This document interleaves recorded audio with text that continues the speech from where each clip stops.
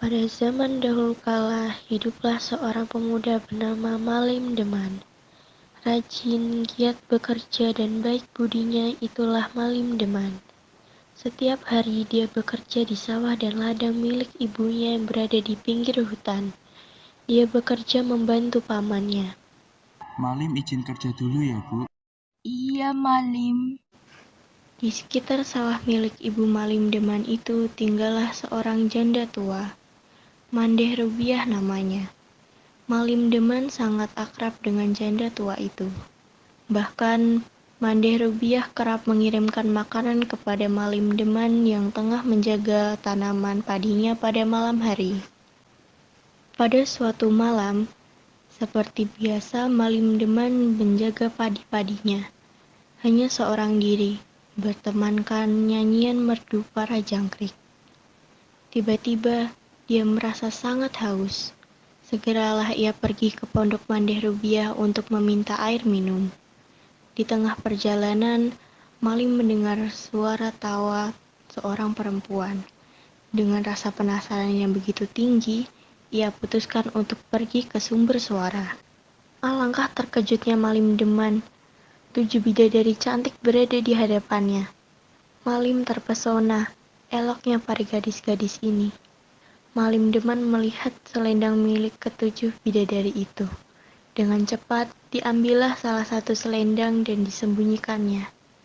Hingga ketika ketujuh bidadari akan pulang ke kayangan, salah satu di antara mereka tak menemukan selendang miliknya. Pulanglah kakak-kakakku, saya akan baik-baik saja di sini. Jaga dirimu baik-baik, Putri. Akan selalu kami nantikan kepulanganmu di sana. Sepeninggalan kakak-kakaknya, si bungsu menangis. Dia ketakutan untuk tinggal di bumi. Malim Deman lantas mendekati dan menghibur si bidadari bungsu.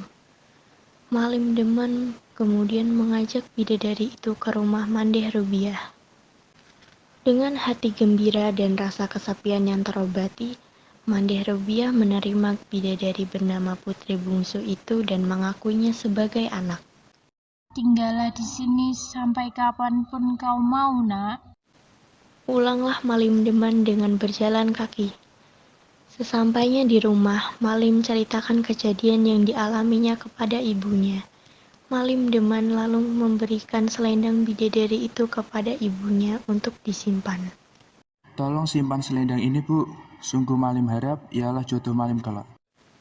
Sang ibu hanya bisa mengiyakan dan tersenyum mendengar ucapan dari putra semata wayangnya.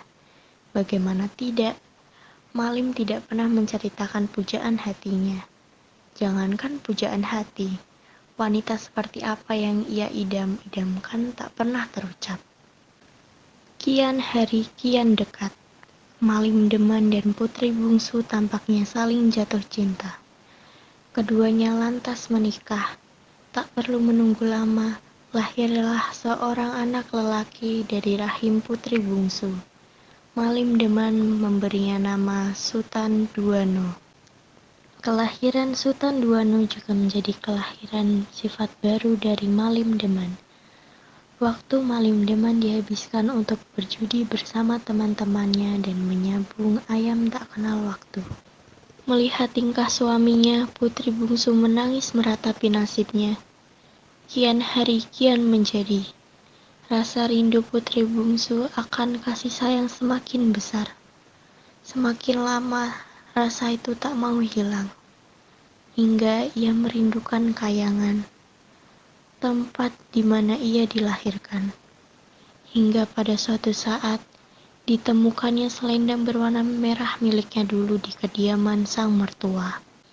Ia berpura-pura hendak menjemur selendang itu. Seketika, ia membawa selendang itu pergi ke rumahnya. Putri Bungsu kemudian menemui Bujang Karim, pegawai Malim Deman. Tolong kau sampaikan kepada tuanmu itu. Aku akan kembali ke kayangan dengan membawa Sultan Duano. Berlarilah Bujang Karim menuju tempat perjudian. Segera ia sampaikan kepada Malim Deman akan pesan Putri. Malim Deman panik, dan dengan terburu-buru Ia segera kembali ke rumahnya untuk menemui istri dan anaknya. Nasi sudah menjadi bubur. Istrinya telah membawa anak kesayangannya kembali ke kayangan. Dihantui rasa kecewa akan perbuatannya selama ini, Malim Deman menyesal. Ia menangis. Istriku, kembalilah. Beri aku kesempatan. Janjiku tak akan mengulangi hal yang sama. Namun, apalah arti sebuah penyesalan? Apa yang telah terjadi tidak dapat diulang lagi. Terima tak terima, ikhlas tak ikhlas, inilah kenyataannya. Dua orang terkasih telah meninggalkannya.